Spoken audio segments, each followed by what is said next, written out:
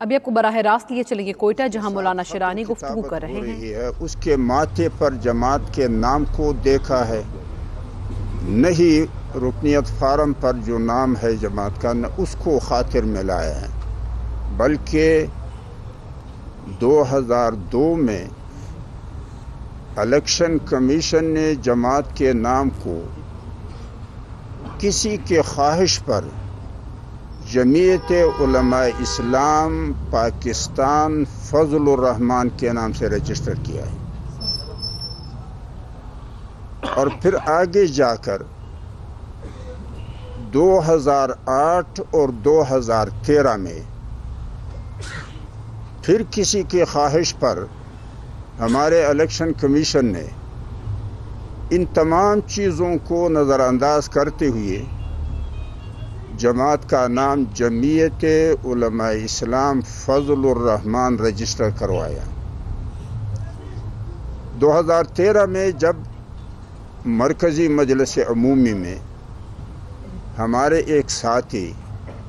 Doctor عزیز اللہ ساتکزئی نے مولانا کے کندھے پہ ہاتھ رکھ کے ان سے پوچھا کہ حضرت ہماری غلط فہمی کا ازالہ کریں،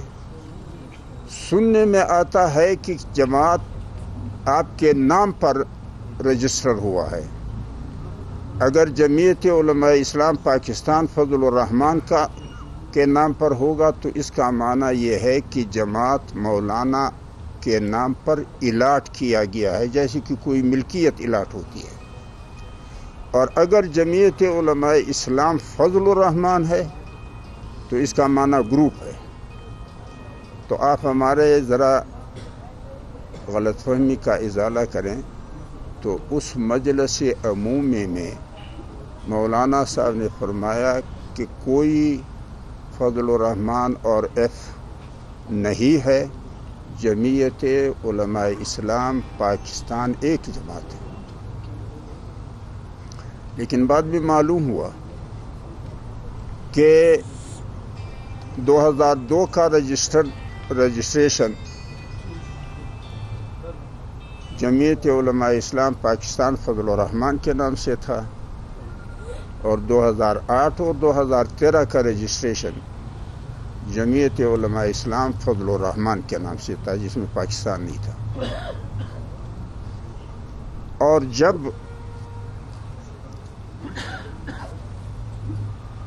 کوئی 1 سال کی مدت سے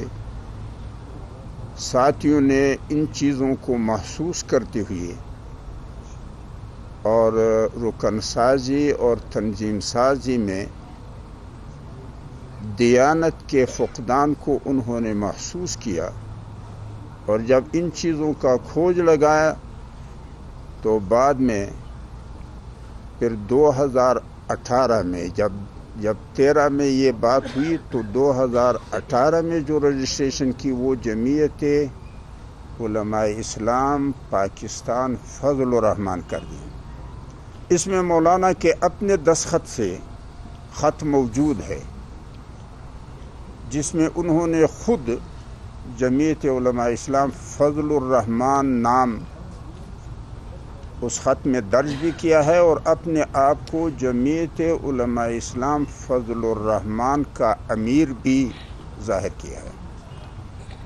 اس میں حیدری صاحب کے دستخط سے بھی خط موجود ہے، جس میں وہ لکھتے ہیں جمعیت علماء اسلام پاکستان فضل الرحمان گروپ۔ اس میں مولانا قمردین کے دستخط سے بھی خط موجود ہے، جس میں وہ مطالبہ کرتا ہے کہ ہمیں یعنی جمعیت علماء اسلام فضل الرحمان کو انتخابی نشان قلم الاٹ کیا جائے۔ تو جب 1 سال سے حاصل بھی زنجو کی جی حاصل بھی زنجو کی نشست پہ ابھی ہوا ہے، اس میں حاصل ہاں ابھی جو سینٹ کا الیکشن ہوا اور ہمارے ایک چمن کے ساتھی غوث اللہ کو ٹکٹ دیا تھا، جو حاصل بزنجو مرحوم کی جگہ پہ الیکشن لڑ رہا تھا، تو اس کو بھی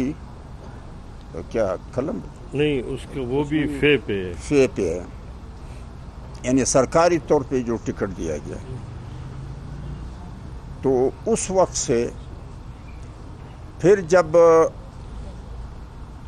یہ مسئلہ ذرا زیادہ اٹھا اور یہاں سے بلوچستان کے ساتھیوں نے اٹھایا، وہاں KPK میں ہمارے مولانا شجاع الملک صاحب اور مولانا گل نصیب خان صاحب اور صدر وحید صاحب اور اس قسم کے جو سرکردہ اور چیدہ ساتھی تھے انہوں نے اٹھایا، تو پھر جا کر کے کامران مرتضیٰ صاحب نے درخواست جمع کی اور اس میں موقف اختیار کیا گیا کہ یہ الیکشن کمیشن نے از خود کیا ہے، حالانکہ اس میں غلطی تھی، کلیریکل غلطی ہے، حالانکہ مولانا کے دستخط سے خط موجود ہے، مولانا قمردین صاحب کے دستخط سے، جو نائب امیر ہے اس کے دستخط سے خط موجود ہے،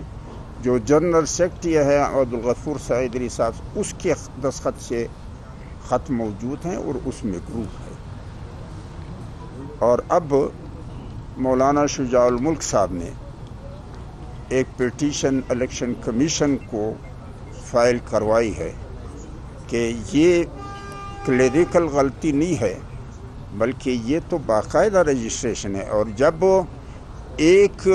نام سے جماعت دوسرے نام پہ رجسٹر کیا جاتا ہے تو جنرل کونسل کی قرارداد کی پاس کرنا ضروری ہے، اور کیونکہ یہ دستوری آئینی مسئلہ ہوتا ہے،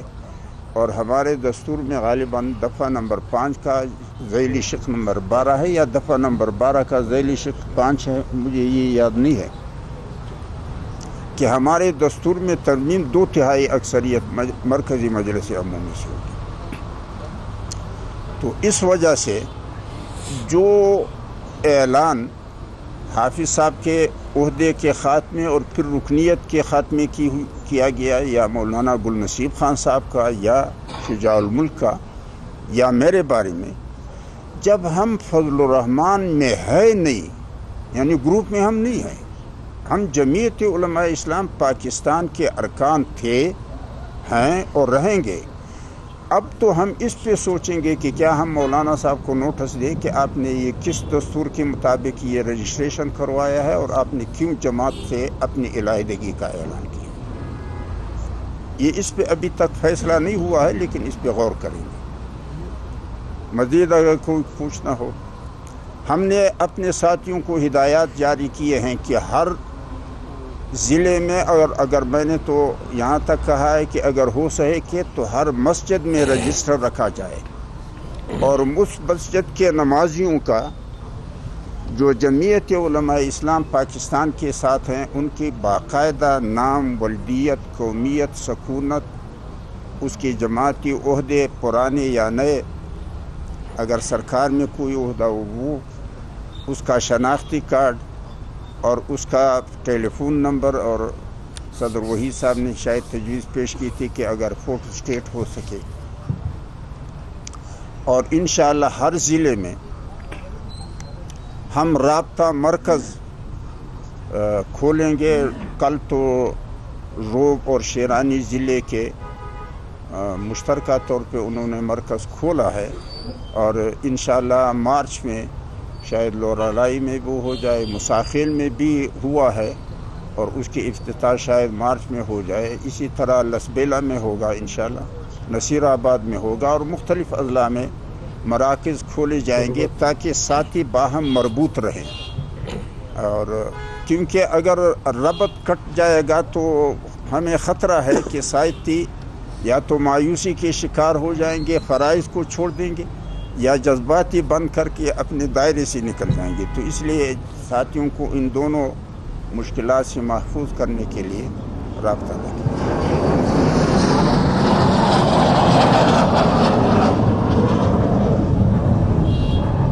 اور یہی بات